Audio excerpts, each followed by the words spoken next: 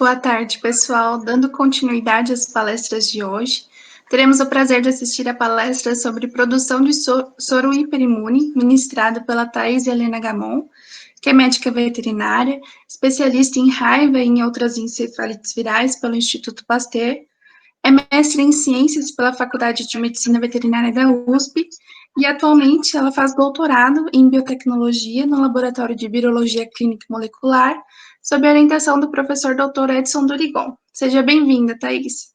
Obrigada, Isabela. Bom, vamos iniciar então. A primeira coisa, a gente vai focar na parte de diagnóstico. Eu vou explicar um pouquinho melhor para vocês. Nós iremos deixar as perguntas para o final, tá? E aqui é um laboratório de diagnóstico, é um laboratório de virologia clínica e molecular, situado no Instituto de Ciências Biomédicas, no departamento de microbiologia, e a subunidade é virologia. Eu vou contar um pouquinho para vocês um pouco das minhas passagens. Eu fiz medicina veterinária na Universidade Estadual de Maringá, no Paraná. Eu fui a quinta turma dessa universidade. Era um local bem fazenda mesmo, e me deu muita base. E uma das coisas que eu fiz lá, eu fiz 3 iniciações científicas. Uma das iniciações científicas, né, uma era com ovo, com qualidade de ovos comerciais, a outra era com enrijecimento de peitos de frango, e a outra foi com uma membrana biológica para cicatrização, e esses testes eram feitos em coelhos. Isso em 2008, né, bastante tempo atrás.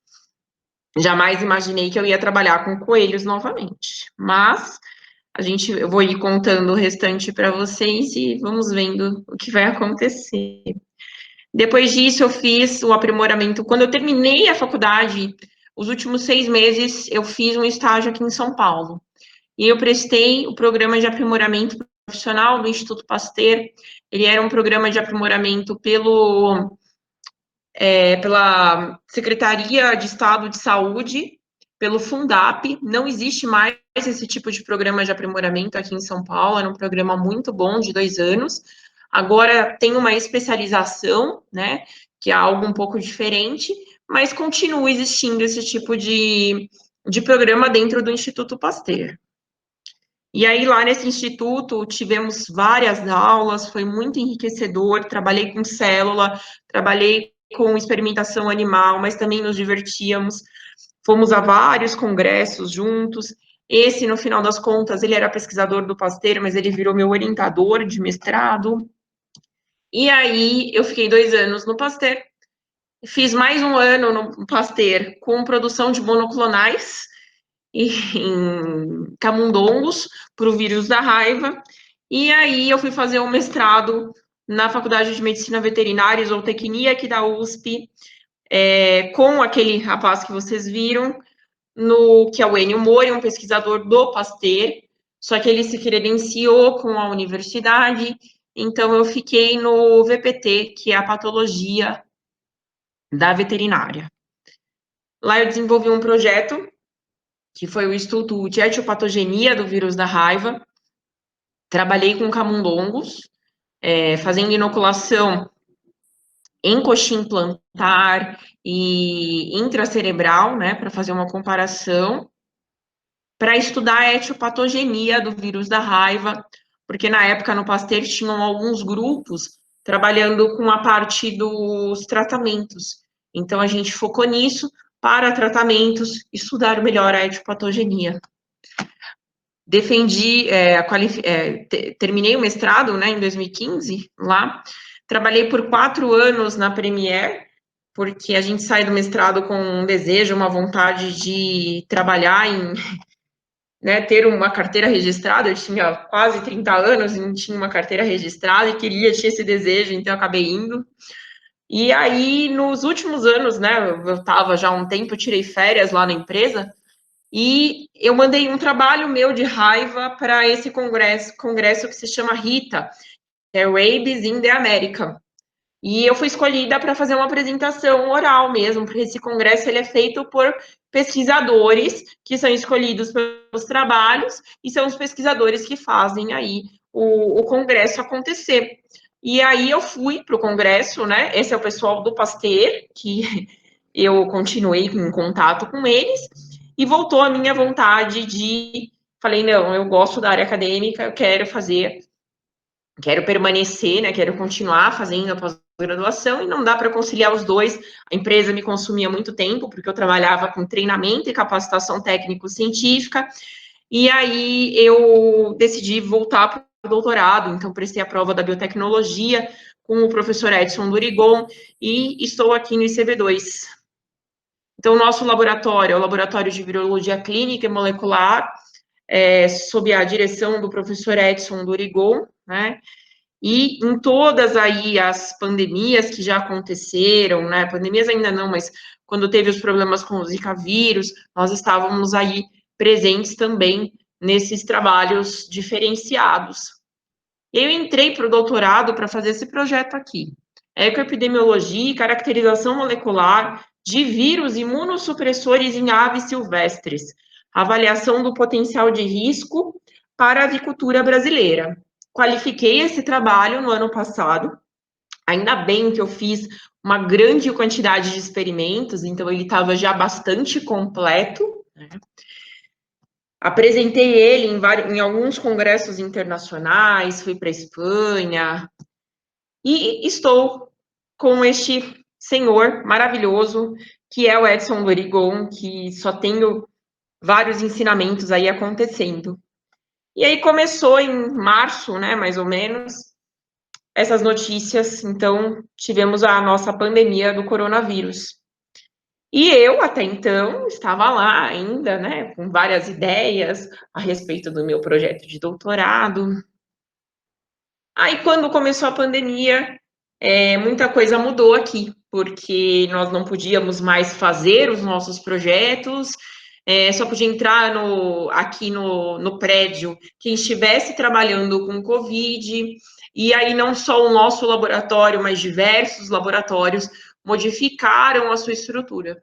O nosso laboratório, como sempre foi de diagnóstico, começou a fazer uma grande quantidade de área de diagnóstico para vários hospitais, Menino Jesus, Hospital das Clínicas, o HU, e aí entrou também a minha parte, porque eu, né, como veterinária, sou uma das únicas veterinárias agora, atualmente, aqui no laboratório, e aí eu estava ali no meio de campo, ajudando o pessoal a fazer PCR, e surgiu essa ideia de produzir o soro hiperimune com o intuito de diagnóstico, com o intuito de nós produzirmos reagentes para o COVID.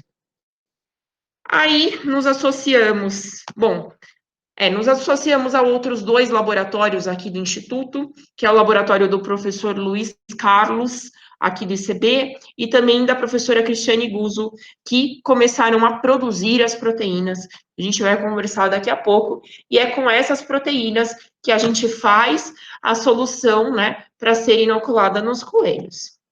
Então, primeiramente, eu pedi uma CEUA aqui no ICB. O intuito era, nós temos aqui um NB3, que eu acho que muitos de vocês devem saber, e aí a nossa intenção era fazer aqui com o projeto com os coelhos, aqui mesmo, dentro do ICB, né? Só que é um NB3. Então, as proteínas que eu inoculo, elas não são patogênicas, são só imunogênicas. E eu iria, assim, ter que me preparar, me paramentar para entrar no NB3, todo o protocolo de banho, e não seria necessário. E aí foi aí que deram uma ideia da gente fazer na FMVZ, e com associação com o professor Marcelo Labruna, no VPS. Então, eu pedi uma CEUA na FMVZ e eu já tinha pedido uma CEUA no ICB. Então, o nosso projeto acabou sendo aí o rei da CEUA, né? Tem 2 CEUAs, então ele está bem certificado mesmo, que a gente pode trabalhar. Então, a primeira parte foi a produção da proteína, que o pessoal do tanto do Luiz Carlos como as meninas da Cristiane Guzzo trabalharam muito para desenvolver essa proteína, com esse objetivo de teste rápido para o diagnóstico de SARS-CoV-2. Tá? Essas proteínas, elas não têm risco biológico, então foi usado apenas um fragmento da spike, que eu vou mostrar daqui a pouco a morfologia do vírus. Esse fragmento, ele foi clonado, purificado, tá? E também nós utilizamos um vírus inativado, né? Que é feito uma irradiação ionizante, aqui no nosso laboratório mesmo, no LFSM, que a gente inativa a ação viral, tá? Então, foram inoculados 2 coelhos com esse vírus total, né, com a partícula, na verdade, a partícula viral total, após irradiação ionizante, sem capacidade de infecção, e outros 2 pares, né, de coelhos com cada fragmento da spike, que eu vou explicar para vocês.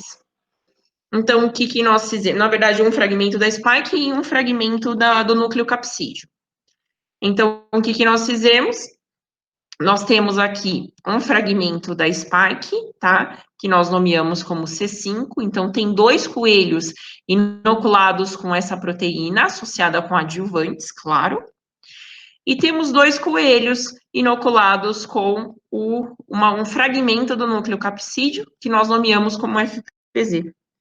E outros 2 coelhos inoculados com a partícula após inativação, tá? Então, o nosso modelo animal são os lagomorfos, que são os coelhos. Por que a gente escolheu eles? Pelo maior tamanho em relação aos camundongos, que seria, ou ratos, que seria um modelo animal mais, assim, adequado para o nosso tipo de local. O que a gente mais tem aqui são camundongos e ratos, né? Mas os lagomorfos, os coelhos, eles têm um maior tamanho. A gente vai precisar fazer coletas semanais desses coelhos. E a gente consegue fazer uma coleta que eu vou mostrar para vocês pela veia marginal da orelha. Então, é um pouco mais fácil de manipular. A gente não conseguiria fazer coletas de sangue semanais em um rato, por um exemplo, né?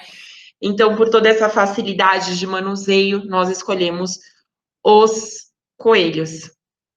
Eu, assim, estou prevendo que vocês possam me perguntar sobre um outro projeto de produção de soro hiperimune, que está sendo realizado pelo Instituto Butantan, que eles utilizam os cavalos. Nós, aqui no ICB, não temos, até o momento, fácil acesso aos cavalos.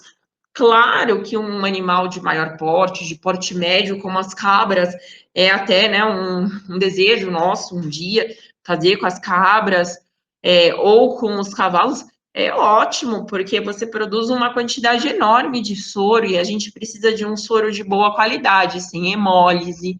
Então, com certeza, é um modelo ótimo para a produção de soro hiperimune, mas não é o que conseguiríamos nesse momento. Então, nesse momento, o mais adaptável para nós foram os coelhos.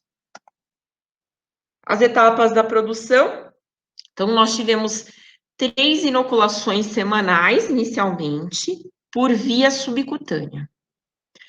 Após uma semana da última inoculação, ocorre a coleta de sangue para detecção dos anticorpos por ELISA, tá? E também é feito aqui no laboratório uma soroneutralização apenas dos 2 coelhos que estão inoculados com o vírus inativado, tá? Esses são os nossos coelhinhos, então eu tenho 6 coelhos. Eu acho que vocês sabem, né? Tem toda a questão da seua, que existe uma importância muito grande em diminuir ao máximo o nosso N. Então, nós escolhemos realmente trabalhar com 6 coelhos, que é o suficiente para nós, é um limite mínimo para nós, não dá para a gente trabalhar com menos do que 2 coelhos por proteína, e, ao mesmo tempo, a gente consegue uma quantidade suficiente, porque como a gente está produzindo um soro que é hiperimune, esse soro, ele dá, assim, por um exemplo, se a gente produz um soro que dá 1 para 650, ele vai produzir muito teste. Então, a gente está trabalhando com esse N mínimo mesmo, pensando no bem-estar dos nossos animais. Aqui foi logo quando eles chegaram, agora eles estão numa sala com ar-condicionado, tudo mais, mas eles ficam aqui alocados. Semanalmente eu coloco sempre algum enriquecimento ambiental para eles. Eles adoram picar papel, picar coisa, então a gente junta esses da nossa casa, né? A gente junta esses rolos maiores, porque o rolo de banheiro é muito pequenininho, é mais apropriado para os camundongos, e é bem engraçado porque como eles não são... Eu trabalhei no mestrado com isogênicos, então não eram aqueles camundongos isogênicos todos muito iguaizinhos, né? E eles têm personalidade, então cada um tem uma personalidade diferente. Uns gostam mais, outros gostam menos. Aí eu vou lá todos os dias, né? Inclusive finais de semana. Então a gente percebe que uns gostam de pegar o. Na verdade, eu coloco agora tapete higiênico no. É um tapete higiênico mesmo, desses. Ao invés de jornal, a gente usa tapete higiênico. E aí tem alguns que gostam de ficar roendo o tapete higiênico. Então, cada um tem uma característica, assim.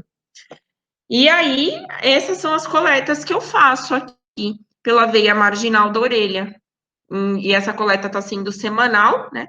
Após a terceira inoculação, a gente fez o teste. O título ainda não estava totalmente suficiente para C5 e para IRR, para o vírus inativado. Então, nós fizemos mais um booster já, e já coletamos novamente, né? Então, é uma coletinha bem delicada mesmo. E os testes de ELISA, eles são feitos aqui no laboratório por uma mestranda, que é a Camila, para detecção dos anticorpos, tá? E a soroneutralização é feita por um doutorando aqui do laboratório, que é o Rafael, né? E nós estamos agora, a soroneutralização, lembrando, ela é só para o vírus, o único que soroneutraliza é o vírus inativado, né? E nós estamos aqui agora, depois do primeiro booster, que é o reforço, né? Após as 3 inoculações, já teve mais um reforço, então nós estamos na 4ª inoculação, nós estamos no título de 1 para 160, tá? A intenção é aumentar um pouco mais essa soroneutralização, para a gente chegar pelo menos 1 para 640, mas o FPZ, que a gente só faz a detecção, né, do FPZ e da C5, eles já estão com um título bastante alto pela ELISA. E os nossos principais usos aí para o soro hiperimune, pensando nele no diagnóstico, eu não vou entrar muito ao mérito do soro hiperimune para o tratamento, né? Foi o que eu falei no início. A gente tem sim existe, né, um projeto acontecendo no Instituto Butantan. Nosso grupo ele não está nesse projeto, nós não temos acesso a esses dados do projeto do Butantan, que é para pessoas com Covid, para diminuição dos sintomas. Então, as informações que nós temos são informações ainda, eles não têm nenhuma publicação, são informações de mídia. Então, nós não podemos, né, não sabemos informações detalhadas sobre o projeto deles. Então, o que a gente quer é a produção de testes rápidos, a produção de reagentes para ELISA, após conjugar com a peroxidase, e faremos também a produção de reagentes para imunopatológico. O IML, ele tem uma ligação um pouco grande aqui conosco, referente a diagnóstico, né, pós-morte. E aí, a gente fazendo essa produção para imunopatológico, com certeza vai auxiliar bastante a eles também. As próximas etapas, então, assim que terminar o nosso projeto, a gente vai purificar esse soro, né? E vai fazer as conjugações aí com peroxidase, ou para imunopatológico. Tá?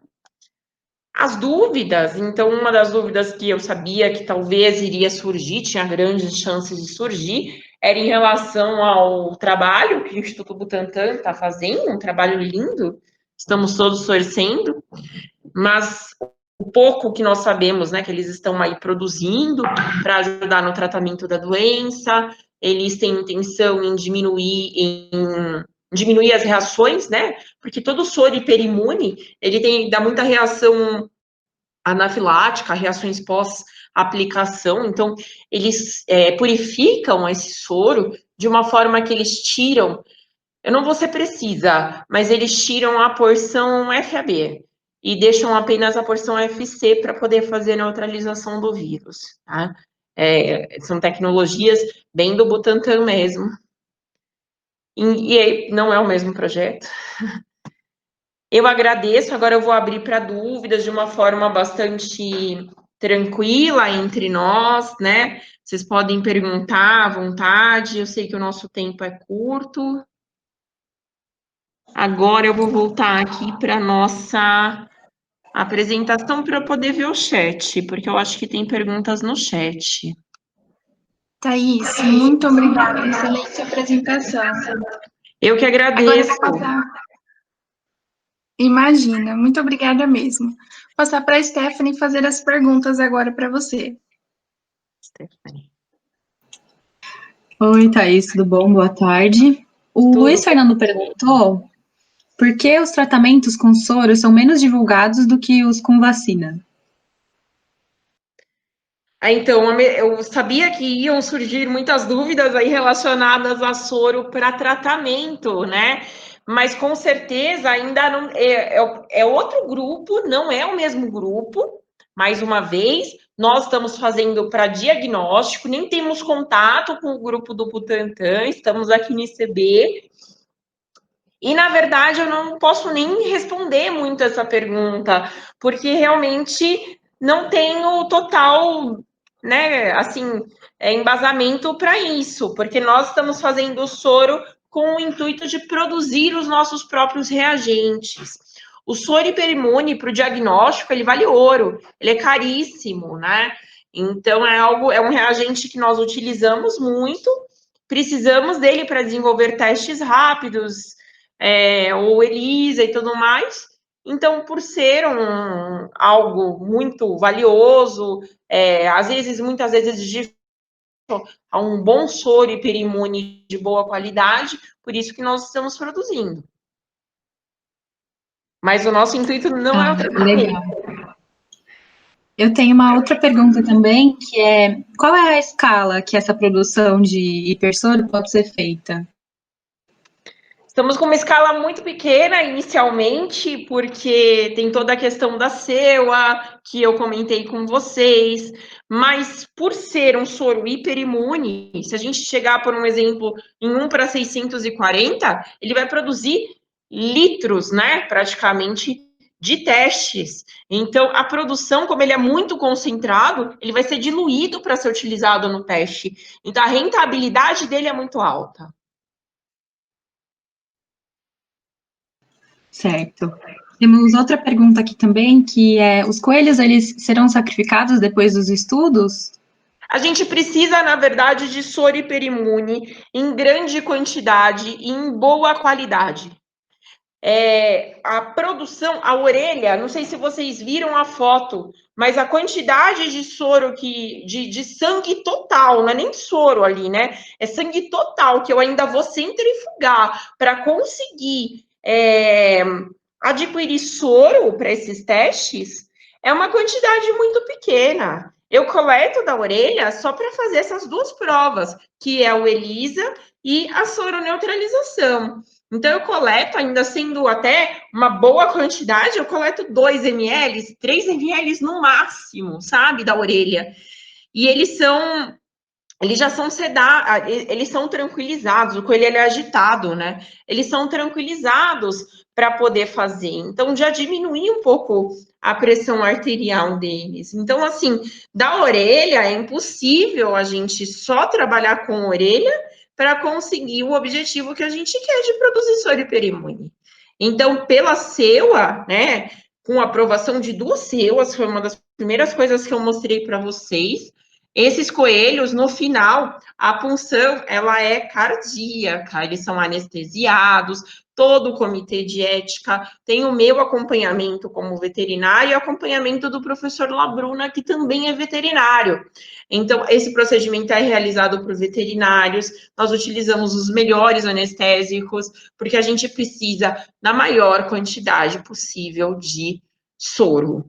Não adianta nada a gente fazer isso tudo que eu mostrei para vocês, né? A gente fala de uma maneira muito rápida, parece algo muito simples, sem muito trabalho, mas gera um alto custo de estudo. É limpeza 2 vezes ao dia, é limpeza todos os dias, aos finais de semana.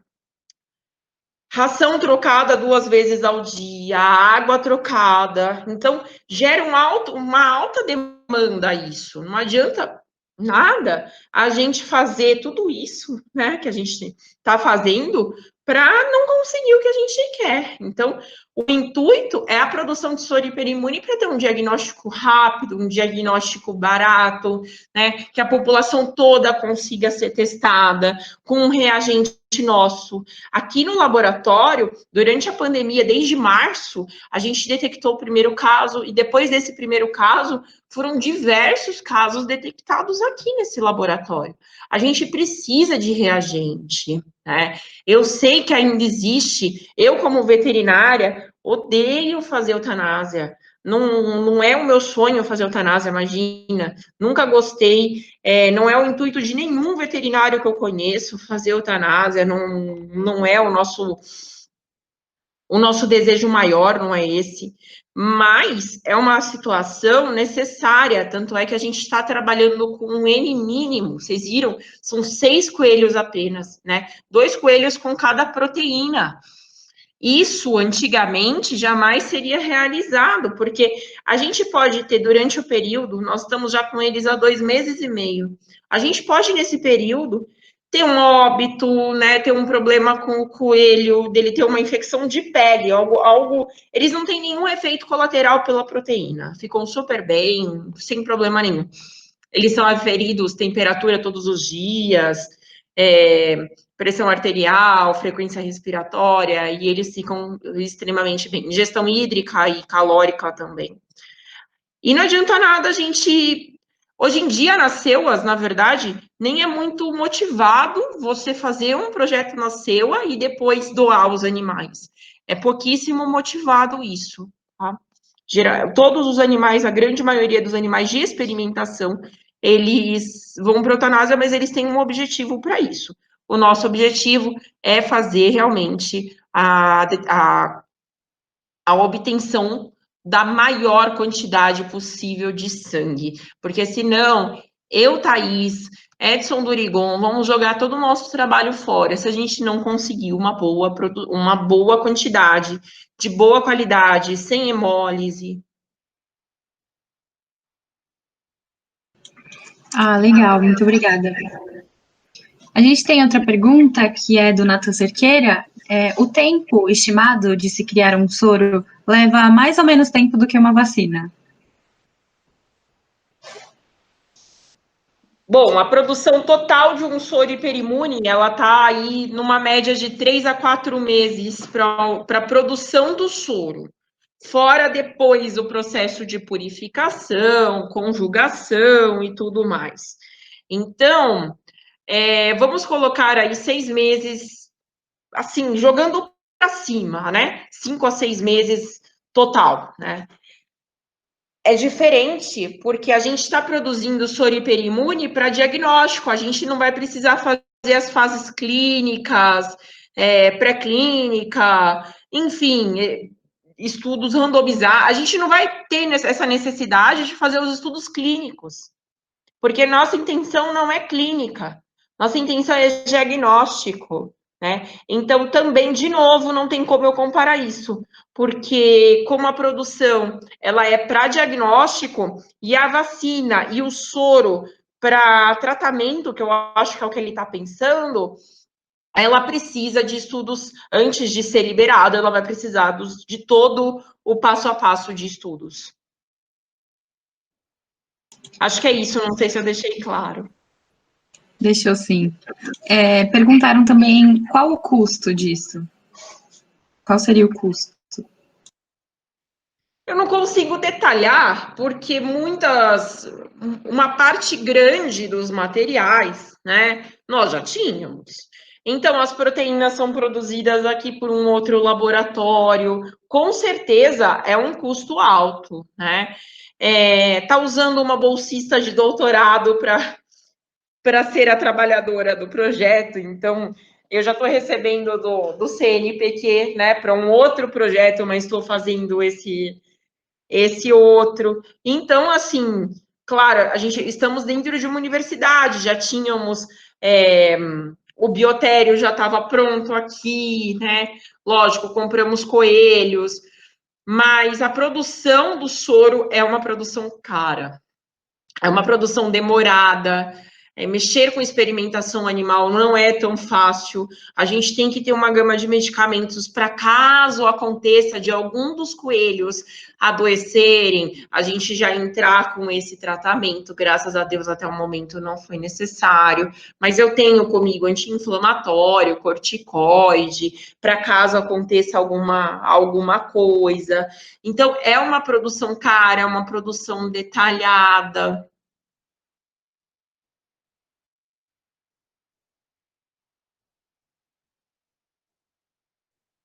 Ah, tá. Muito obrigada. Nós temos outra pergunta aqui também, que está no planejamento a quantidade de animais ou mudar o tipo de animal? Algum outro mamífero, por exemplo? Você consegue repetir para mim o início? Porque travou logo o início. O começo da pergunta. Claro. Eles perguntaram, Eduardo Martins, se está no planejamento aumentar a quantidade de animais. E uma outra pergunta é se vocês mudariam esse animal, que teria maior qualidade de soro, por exemplo, o cavalo, como você citou. A nossa qualidade de soro é muito boa. Questão de quantidade é que é limitada, porque infelizmente nós precisamos eutanasiar para conseguir.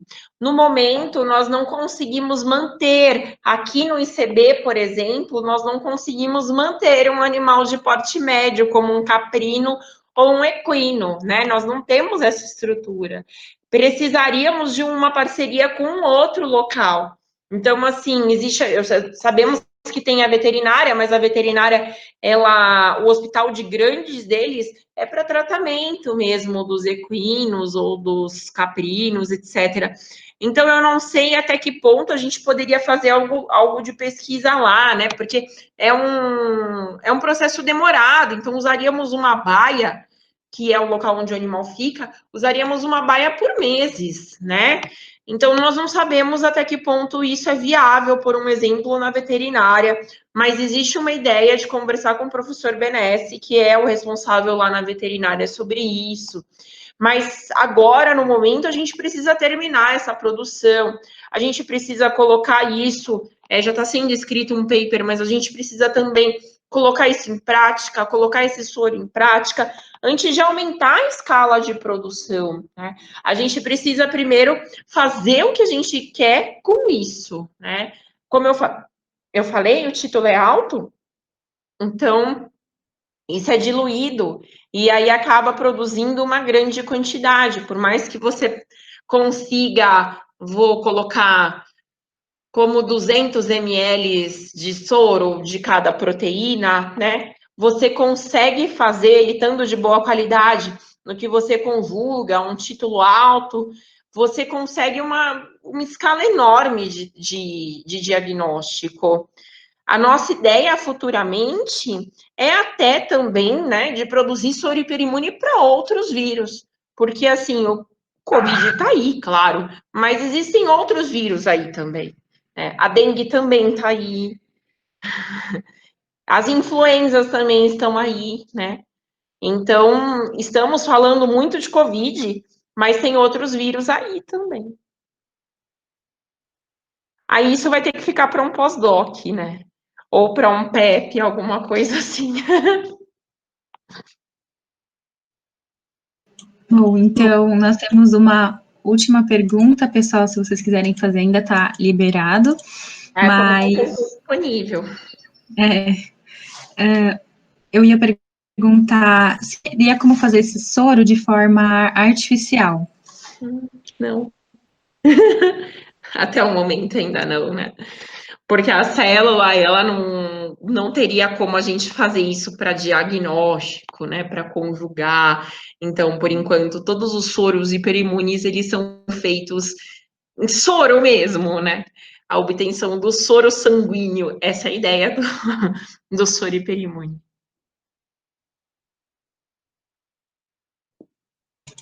Ah, legal, muito obrigada pela sua palestra. Por isso que a gente precisa otimizar, né? Nós não temos mais nenhuma dúvida. Opa. Por isso que a gente precisa otimizar ao máximo a produção, né? Para esse pouco N que nós temos de animais, é um N pouco, é um N pequeno, né? Ele render muito, é isso que a gente está, assim, conseguindo, querendo, né? Só para falar em relação a render muito, que é nosso interesse, uma das coletas da orelha, né, mesmo que eu fiz, nós enviamos já para o IML. Uma prova pequeniníssima, assim, sabe? Foi, eu acho que 5 ml de soro para eles, do soro já purificado e tudo mais. E ela conseguiu fazer diversos exames lá com alguns corpos, porque a ideia do IML agora, você imagina, vem uma suspeita de Covid, eles não podem abrir, porque produz aerossol, né? Quando abre, tem gases e tudo mais, e aí o risco de contaminação para os trabalhadores é alta. Então, a intenção seria fazer os testes antes de fazer a necrópsia, né? E ela fez uns testes ficaram lindos, imunohistopatológicos, sabe? Com esse tiquinho que nós mandamos, assim, parece que é pouco, mas como o título é alto, ele estava a 1 para praticamente 600, assim, então quando vai fazer o teste, ele vai ser diluído, então vai render muito, né? Mas para isso, haja muito amor e carinho nos coelhos, para eles terem bastante. Você viu que a gente faz enriquecimento ambiental, para eles ficarem contentes lá, produzirem bastante sorinho, para bastante anticorpos. E dá tudo certo. Muito obrigada. Nossa, que legal. 600 é bastante mesmo. Muito obrigada pela palestra. Até chegar ali naquele máximo que eu mostrei na apresentação, né? Que eu acho que estava o máximo, eu tinha colocado como 1 para. Eu posso compartilhar de novo com vocês? Só essa parte? Claro, pode sim.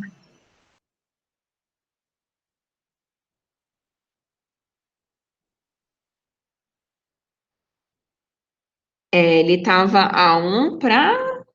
O máximo que a gente conseguiria, né? Seria 1 para 2.560. Então, é anticorpo pra caramba. Nossa, verdade. Legal. Muito legal a sua palestra. Obrigada, eu agradeço a atenção de vocês. Imagina. O pessoal está falando obrigada pelo chat. Eu que agradeço. Tem mais alguma dúvida? As perguntas que o pessoal fez ficou claro, ficaram respondidas. Se quiserem fazer perguntas profissionais também, né? Vocês viram que eu passei por vários lugares aí na minha vida. Se vocês quiserem fazer alguma pergunta específica, podem ficar à vontade também. Vou ter prazer em responder. Desde que vocês estão na graduação, né? A maioria. Isso, a gente está na graduação. Então, graduação sempre traz tanta insegurança, né? Então, eu vou fazer uma pergunta minha. Pode O que você aconselha? A gente continuar na área acadêmica e ir para o mestrado, doutorado, ou a gente ir para a empresa? Eu tenho essas duas passagens.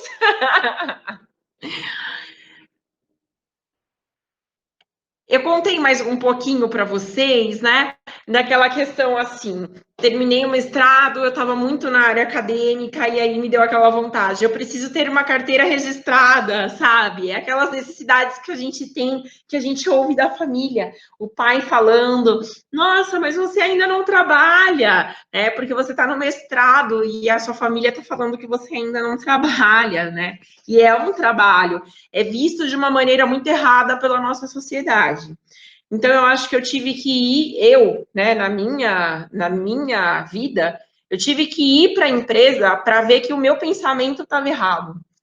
Eu vi que aqui dentro da universidade eu desenvolvo um trabalho.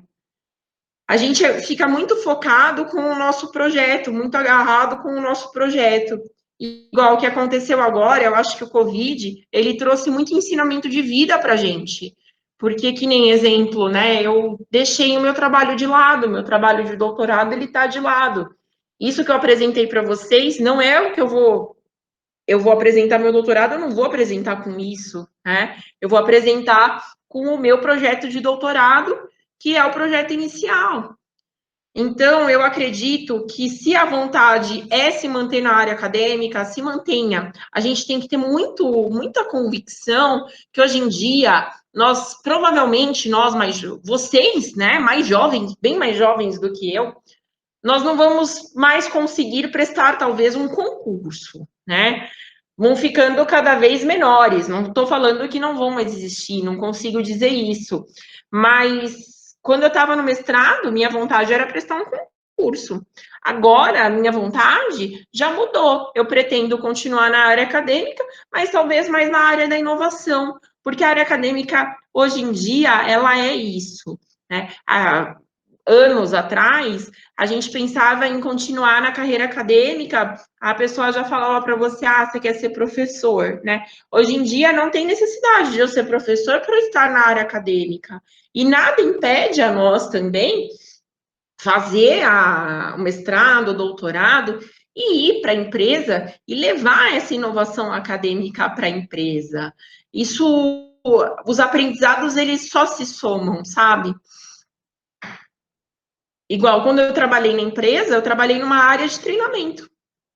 Eu treinava outros veterinários, né, para eles fazerem uma venda qualificada em hospitais veterinários e tudo mais, né? Então, a gente acaba também agregando na empresa.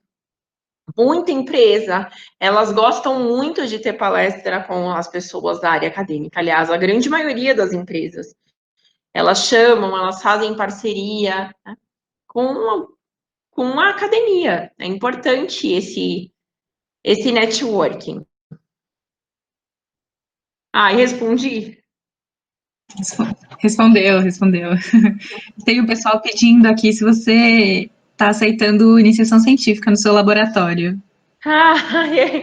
Olha, com certeza a gente vai aceitar, só que aqui, prepare-se para trabalhar muito, sábado, domingos.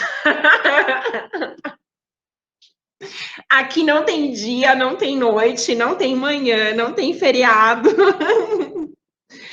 Mas provavelmente a gente aceita. Eu vou fazer o seguinte, né? Para ficar um pouco mais fácil para vocês se comunicarem, eu não sei como que eu posso colocar meu e-mail no chat. Coloca no chat ou compartilhe com eles. Eu vou pôr no chat o e-mail. Aí vocês podem conversar com a gente. Lembrando que aqui é mais para diagnóstico.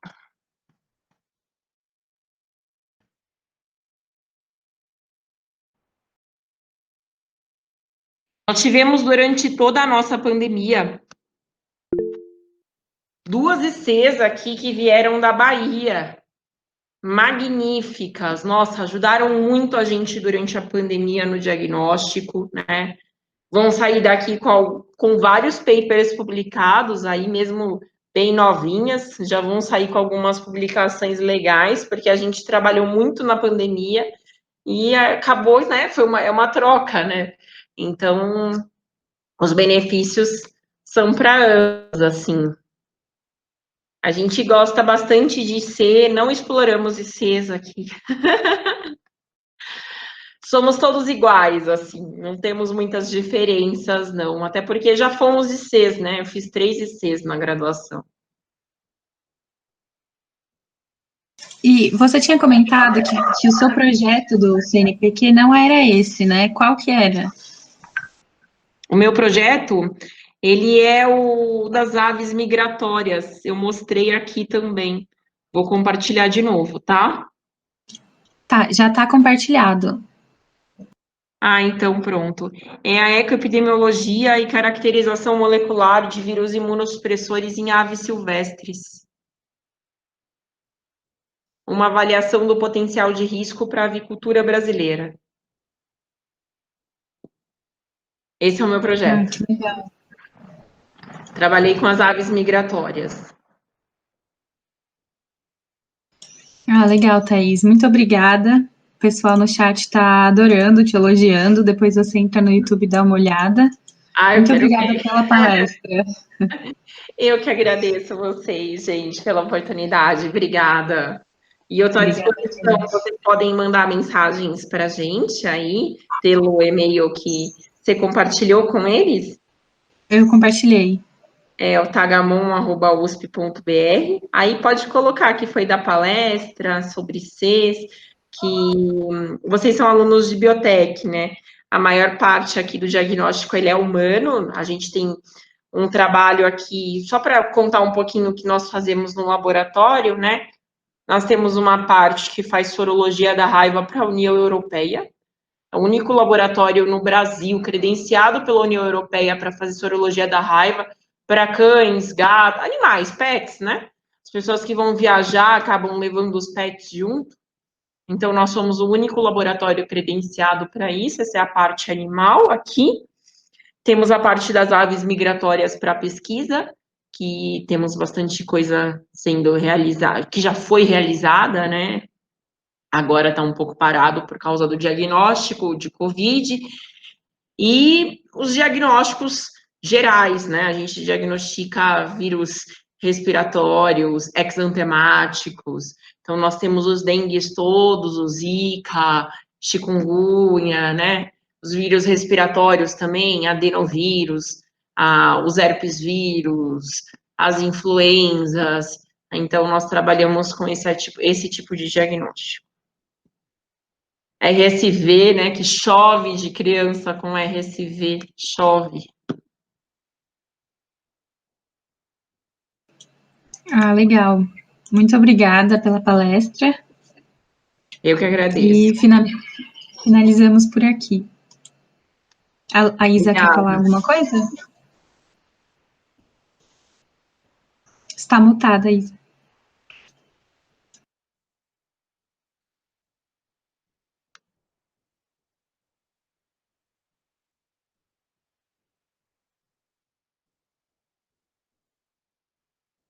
Isa, não estou te ouvindo.